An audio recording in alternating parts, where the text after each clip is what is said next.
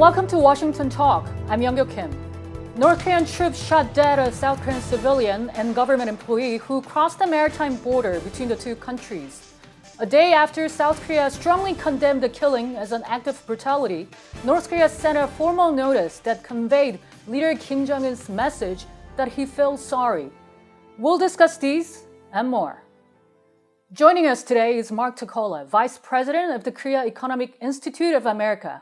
He has over 38 years of experience in the U.S. Department of State, where he served as the Deputy Chief of Mission at the U.S. Embassy in Seoul. Scott Snyder also joins us today. He's a Senior Fellow for Korea Studies and Director of the Program on U.S.-Korea Policy at the Council on Foreign Relations. His book, South Korea at the Crossroads, examines the trajectory of South Korea foreign policy. Thank you so much for joining us today. Thank you. Let's go through what are known so far. A 47-year-old official affiliated with South Korea's Ministry of Oceans and Fisheries disappeared from the 499-ton boat on Monday, and North Korean soldiers shot and killed him while he was drifting at sea. Mr. Tokola, what did you pay attention to when you first heard about the news? Well, the first question I had was, where was he? And then second was, why was he there? Because it seemed very significant if this happened in North Korean waters or not.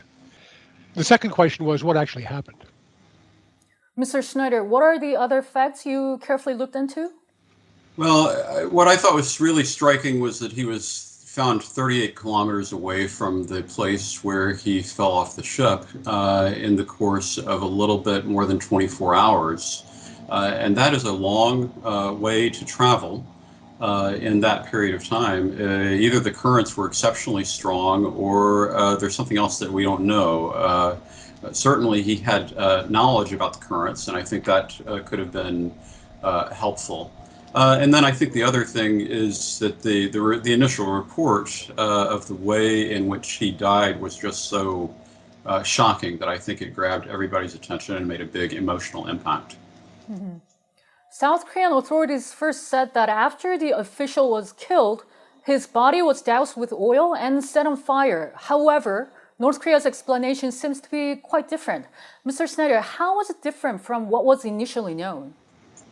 Well, I think that the initial reports, because of the time lag between discovery of the person by the North Korean military and the killing, it made it sound like a premeditated execution.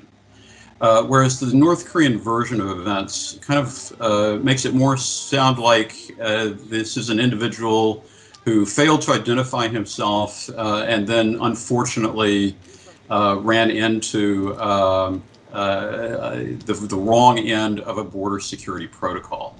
So I think there's a pretty drastic difference in the narrative that we heard from the South Korean government side versus the way the North Korean government presented it.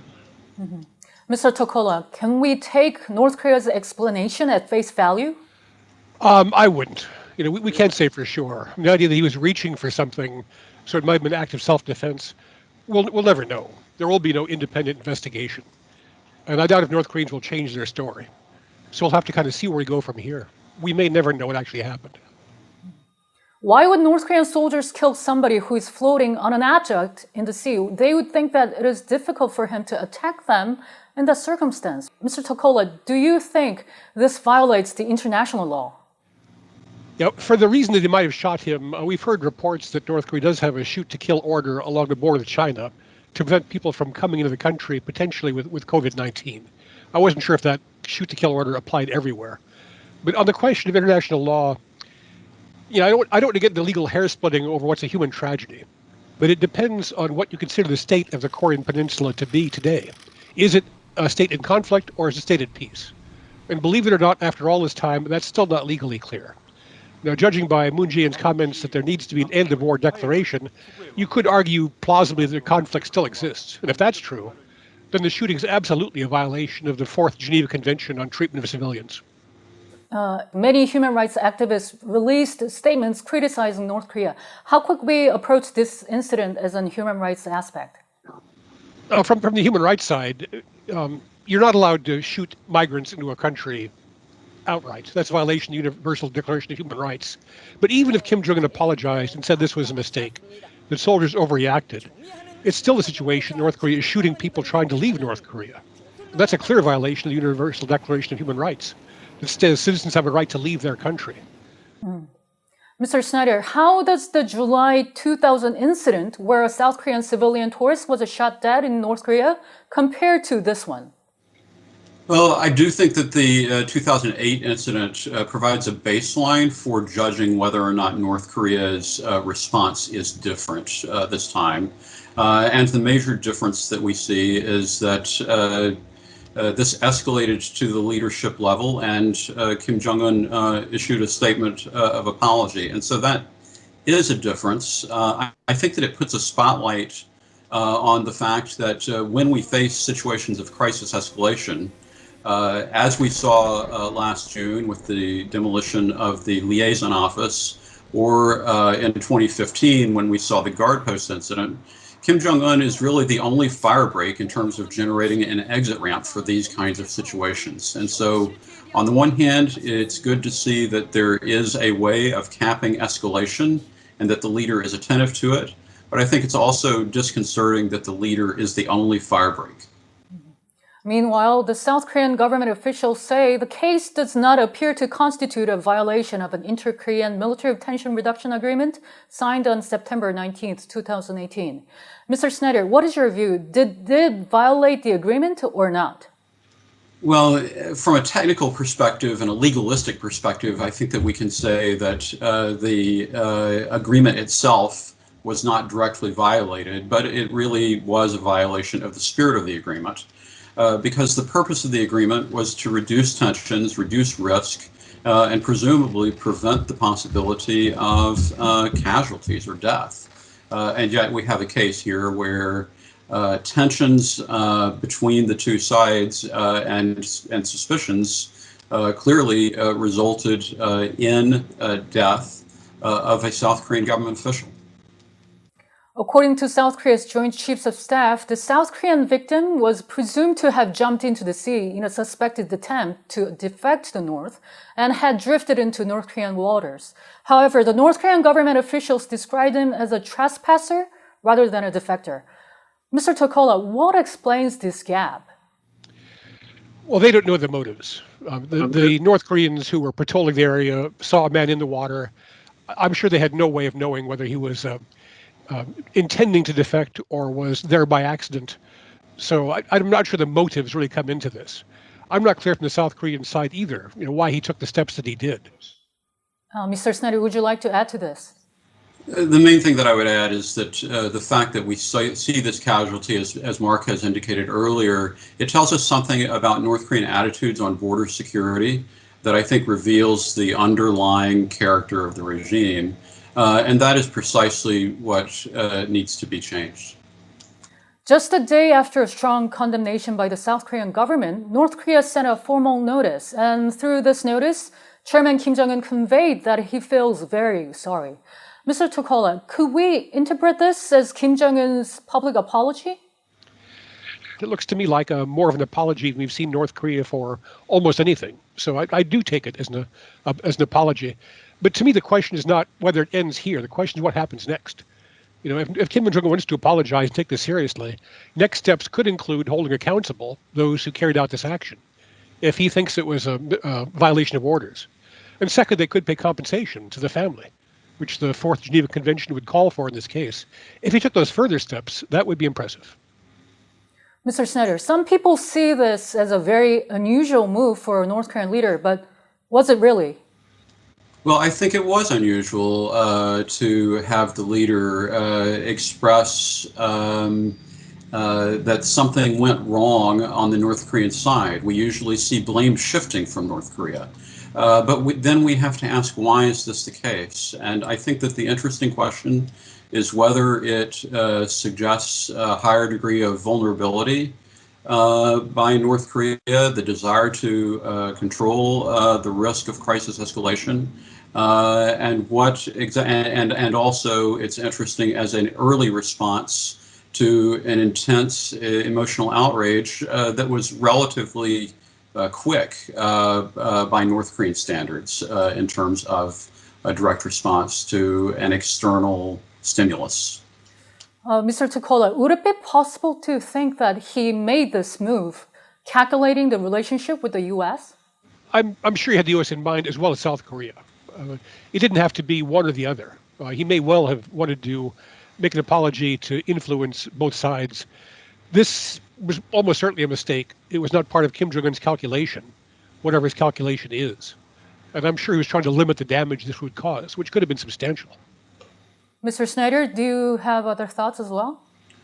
No, I agree with that. I think that the really interesting development here is Kim Jong-un's own risk tolerance and what we're learning about it, both on this occasion and on other occasions. It suggests a certain level of vulnerability, and it may also suggest that he really wants to have his hand on the control when it comes to risk tolerance.